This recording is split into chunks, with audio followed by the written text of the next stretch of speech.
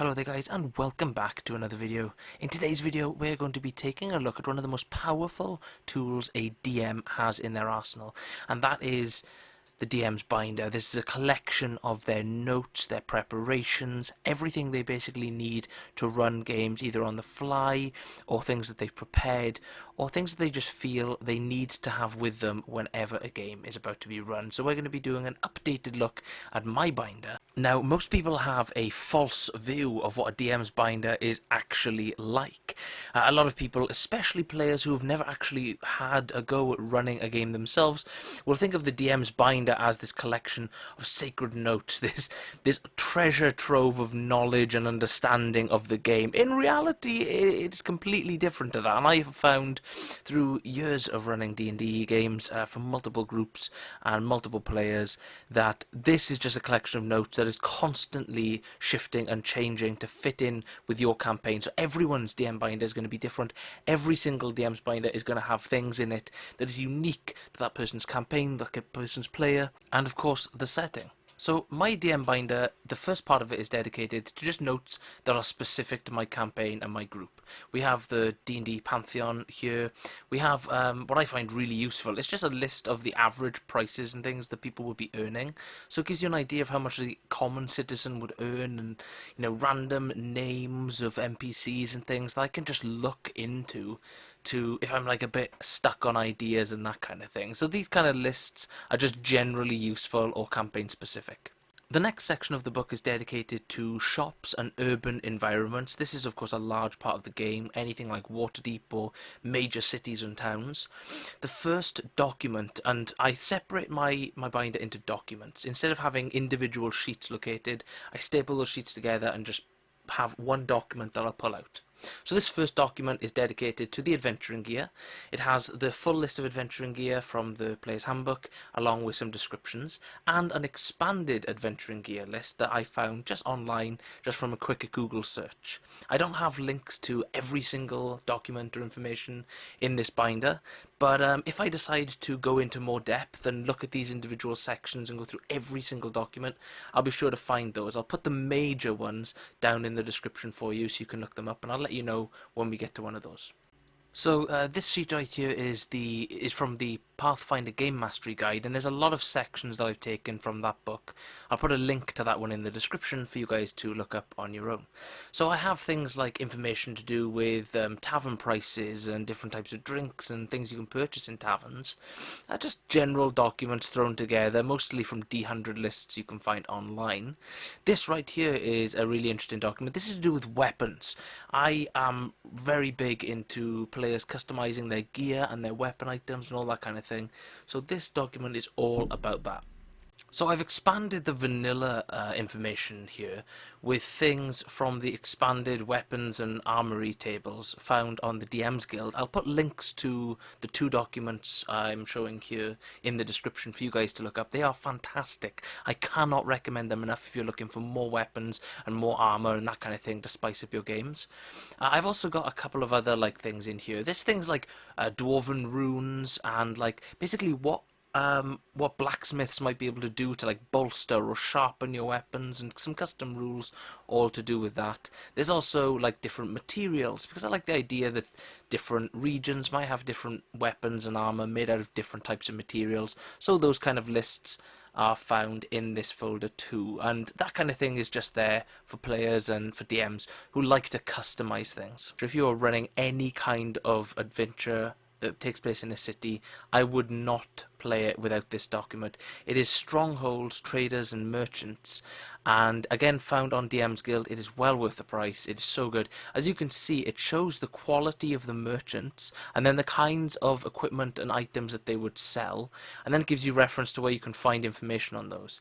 It is a large pack. It is full of information. It is absolutely fantastic, and I cannot recommend it enough, so I really recommend you take a look at that one.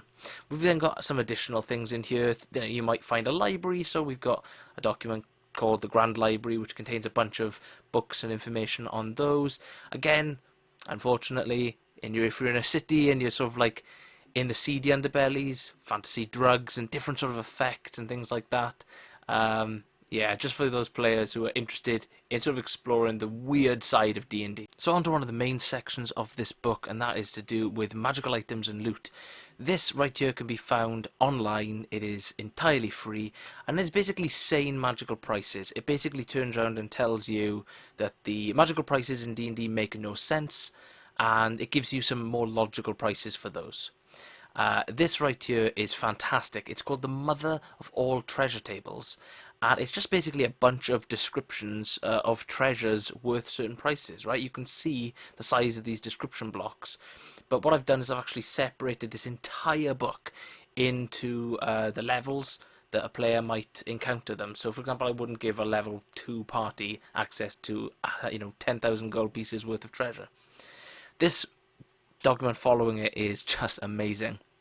I found this from just a scour on the internet. I don't know exactly where, unfortunately, but if you can, somebody can track this down. If somebody has a link, if I find a link, I'll post it up straight away.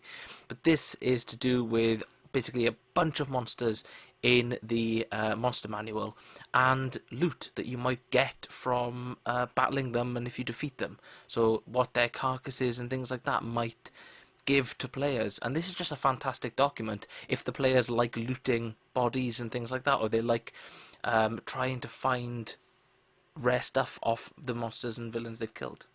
On to Dungeons and Wilderness now. So this is more one that I will use if I'm planning a dungeon. So a lot of this chapter I will not use on the fly because you just can't really go into information on the fly with this. Again, we have something from the Pathfinder Game Mastery Guide, and we also have another document right here, which is called the Dungeon Alphabet. I'll put a link to that in the description. It's basically an A to Z of things you might find in a dungeon, full of roll charts and really cool information, things like that. And if I'm planning a dungeon, I'm completely homebrew from scratch, what I'll do is I'll just take a look at this, I'll roll some random stuff together, and I'll take some ideas from this and I'll throw it into an adventure and into a dungeon and into a setting.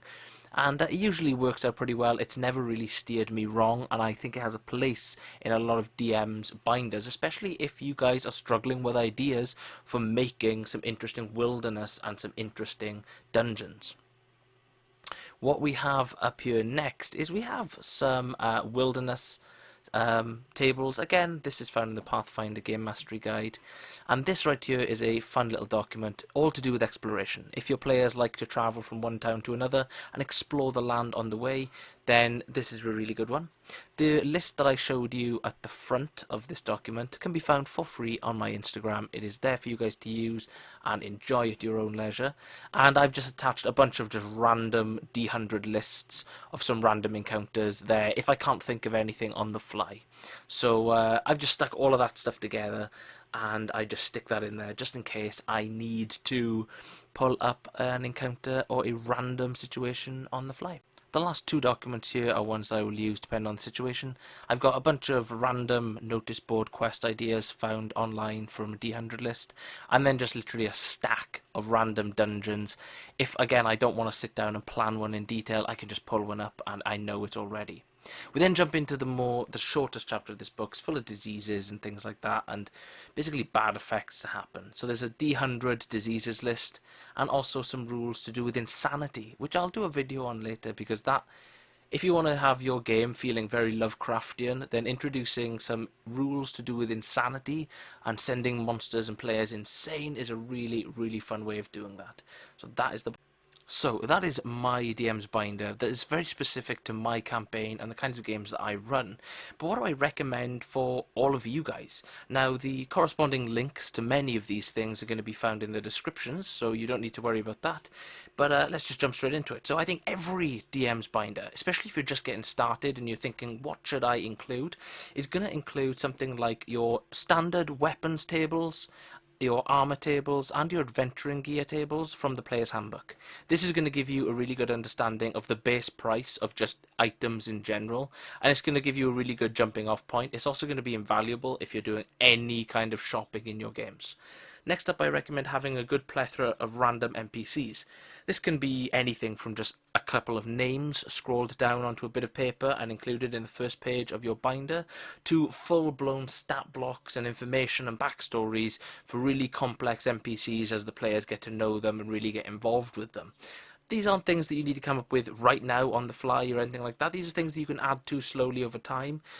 An NPC might start off as just a race and a name. They might then grow into a full backstory and a loads of information to do with them. If you are planning on running more urban games, like your players are going to be spending a little bit more time in urban environments and encountering more human or humanoid villains and bad guys, then I recommend including the expanded weapons and armory tables.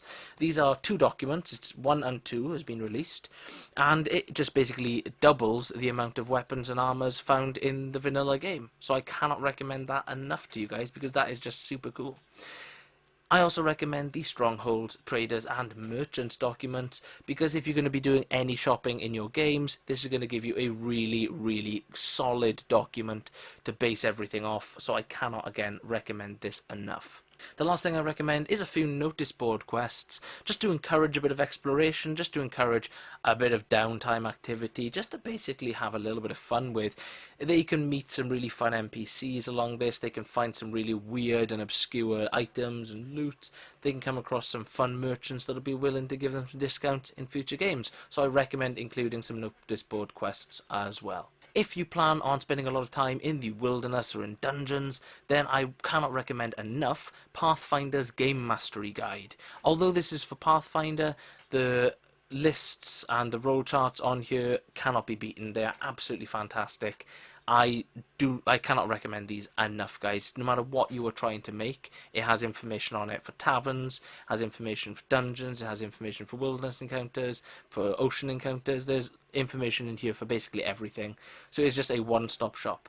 If you plan on fleshing out your dungeons a little bit more, then I recommend the Dungeon Alphabet. This includes an A to Z list of a bunch of stuff that you might find in dungeons, along with roll charts to do with basically all of those things. So things like puzzles and traps and doors and archways, all of those kind of things, like altars and all that kind of stuff, is all in this document. It is really interesting, and you can basically pick and choose the ones that you're going to use most. The last thing I recommend is my Instagram document. It encourages exploration in D&D. It is perfectly free to go and use. You just have to go to my Instagram. It's, I think, the first post on there. There's not many on there at all, and I highly recommend you take a look at that if you plan on encouraging your players to explore a bit more. In regards to loot, which is again a massive part of D&D, I recommend the mother of all treasure tables. This is a fantastic document if you want to have loot that is more than just you loot the body and you find, I don't know, maybe 50 gold pieces. That's a boring explanation. This treasure table is going to give you loads of content, really interesting items, and obscure loot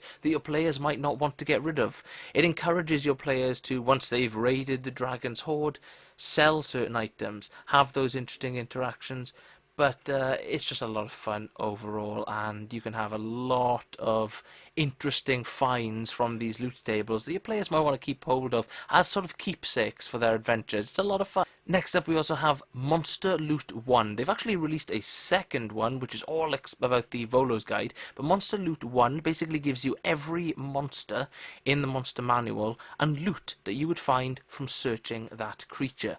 These can be things like magical hides and the effects that you would have from skinning them or taking their claws and teeth. It can also include things like roughly how many arrows and things like that somebody would have on them if they were killed or along those lines. So it's a really, really great document. I cannot recommend that enough, especially if your players are the kind to go looting every single monster that they kill. Okay guys, that is the end of the video. Thank you so much for watching. I hope that this has come in very handy for some of you.